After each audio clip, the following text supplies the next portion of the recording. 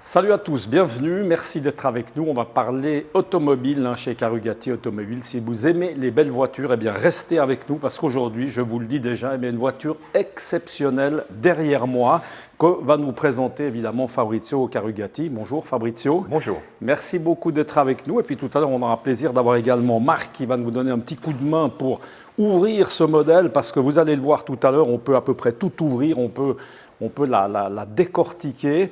Fabrizio, avant de parler de ce modèle, peut-être juste resituer Pagani, marque évidemment italienne, marque familiale, qu'est-ce qu'on peut dire? Oui, c'est une petite marque qui a été créée il y a 20 ans en gros, qui est dans la région de Modène, comme les constructeurs italiens Ferrari, Lambo et les marques plus connues, et qui font des voitures très exclusives, vraiment des hypercars, supercars, qui produisent dans des petites quantités. Par exemple, ce modèle, la Wera Roadster, il n'y en a que 100 qui ont été faites, donc ils sont en train de finir de produire. Donc il y en a 99 qui circulent dans le monde, à part celle-ci, on est d'accord. Exactement. Si on veut la comparer, parce qu'évidemment on connaît mieux Ferrari, Lamborghini, on en voit plus souvent déjà, forcément, parce que Pagani, évidemment, on les sort au compte-gouttes. Qu'est-ce qu'on peut dire pour les puristes, les gens qui connaissent fondamentalement la différence? C'est quoi au niveau des finitions, même au niveau conduite, au niveau confort? Qu'est-ce qu'on peut, toi qui as l'occasion évidemment de conduire un peu de tout, qu'est-ce qu'on peut dire peut-être de différent de cette Pagani? C'est la qualité de finition, parce que c'est vraiment très artisanal, c'est une petite usine, c'est beaucoup plus rare. Par exemple, si on compare celle-là qui est produite à 100 exemplaires avec la supercar actuelle de Ferrari, qui est la Ferrari juste derrière, ça on a une centaine, l'autre on a un peu moins de 500 voitures. C'est déjà, pour la supercar Ferrari, on a 5 fois plus que le modèle phare de Pagani. Voilà. C'est ça. Donc c'est beaucoup plus rare. Après, c'est deux voitures extraordinaires à rouler, chacune a son style. La Pagani peut-être un peu plus douce, peut-être plus facile. Voilà. Après, c'est le détail, le design qui plaît plus ou moins aux personnes. Cette voiture, elle évidemment, du reste, on voit, elle est prête à partir. Là, elle est déjà dans la bonne direction.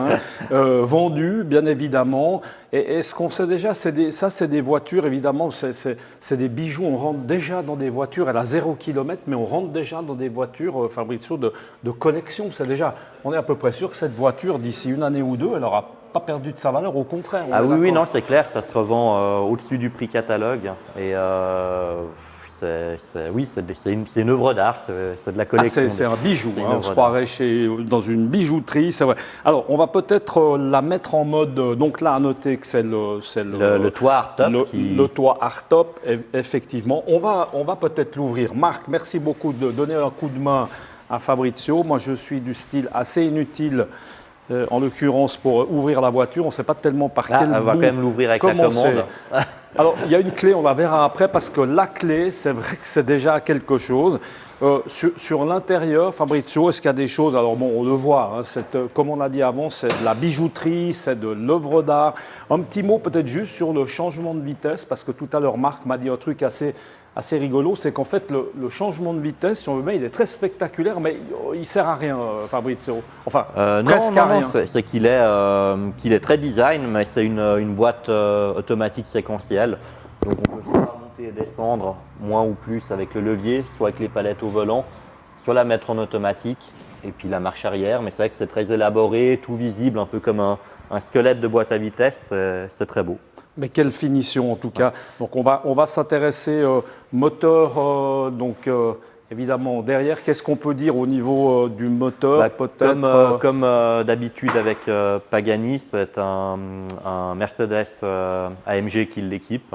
Celui-là fait 770 chevaux et la voiture pèse environ un peu moins d'une tonne 3, ce qui est très léger pour une voiture moderne. Rapport qualité, puissance, poids, puissance. C'est un des points forts aussi de Pagani, c'est la légèreté des voitures.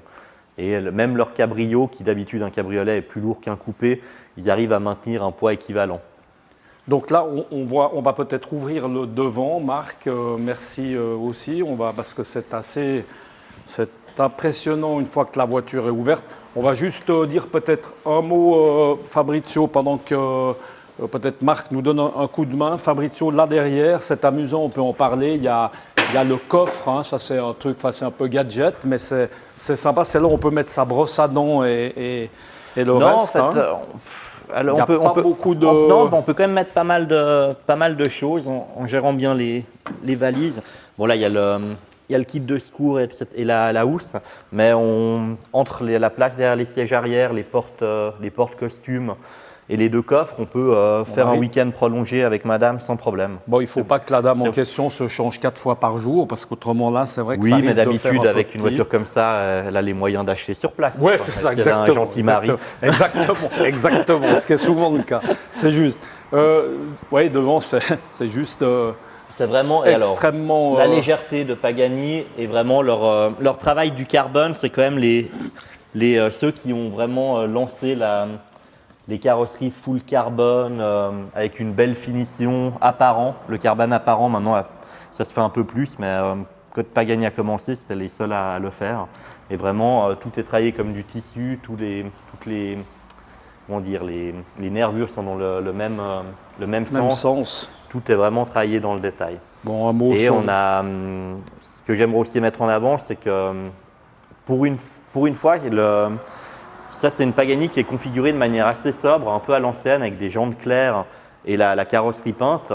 Et on a tellement vu de carbone ces dernières années que je trouve ça très sympa d'avoir une config un peu traditionnelle. C'est un peu plus élégant, un peu plus chic que du full carbone agressif. Tu m'as dit tout à l'heure par rapport à l'homologation. Rappelle-moi un peu par rapport à cette voiture pour l'année prochaine, d'autres normes. Alors oui, en Europe et en Suisse, mais en Suisse on applique les normes de manière un peu plus stricte et plus rapidement. Donc ça, avec une autre voiture, ce sera les 2 dernières qu'on livre parce qu'elles ne seront plus homologuées en Suisse à partir de 2020. Pourquoi pas? À cause des nouvelles normes anti-pollution qui rentrent et autres. Donc, il vaut mieux pas être en retard dans les livraisons, sinon le client ne peut plus l'immatriculer. Oui, c'est évidemment pas le but. Il y a un truc qui est sympathique, on ne va pas forcément le faire là, c'est le bruit, qui est un bruit juste énorme. Tout à l'heure, on l'a mise en marche, on aurait cru qu'il y avait tout d'un coup on va se faire ce petit plaisir. Et puis peut-être que mon ami Alan va se rapprocher pour montrer la clé avant qu'on oublie. Fabrizio, montre-nous un petit peu la clé, parce que la clé, c'est qui est forgée comme petite reproduction, comme le design de la voiture, qui se pose là au milieu quand on roule. Ouais, c'est des gadgets, c'est très sympa. Alors on va la mettre évidemment en marche, donc pendant un petit moment, on va plus trop s'entendre, on va juste écouter le bruit de la voiture. C'est une clé sans contact, hein, donc il y a le bouton. Juste faire attention de ne pas avoir la première vitesse, pas partir dans la vitrine, parce que là, c'est vrai que ça pourrait être un problème.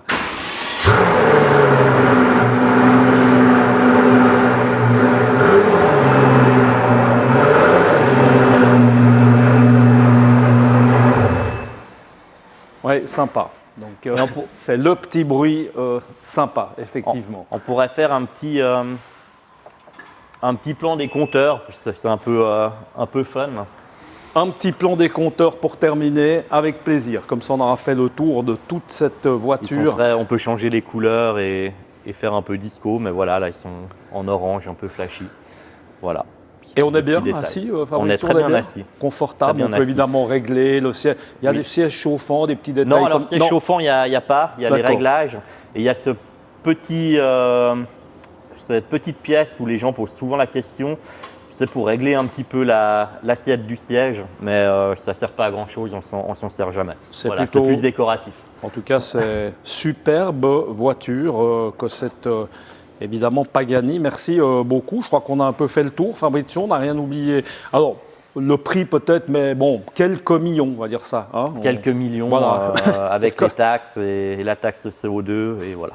Donc, si vous voulez en avoir une cet après-midi, ça va même être compliqué. Il faut en racheter une qui existe déjà, qui est déjà un propriétaire. Il faut trouver un gentil propriétaire qui nous la revend. Voilà, qui va nous la revendre évidemment plus cher qu'il l'a acheté, parce que c'est un peu le but, on aura un peu compris. Merci beaucoup Fabrizio pour cette présentation de cette superbe Pagani, on vous le rappelle. On était bien évidemment chez Carugati Automobile à Plan-les-Ouates. On se retrouve le mois prochain pour parler de voitures. Regardez-la bien celle-ci parce qu'on va peut-être pas en voir de sitôt dans ce garage. Elles sont un peu au compte-gouttes. Il y en a une qui arrive là, c'est le mois prochain. Ah bah on aura peut-être 2. Écoutez, fantastique. On aura eu 2 c'est Noël. C'est le mois prochain, c'est Noël. Ça tombe très très bien. Merci Fabrizio. À très bientôt. À bientôt. Ciao.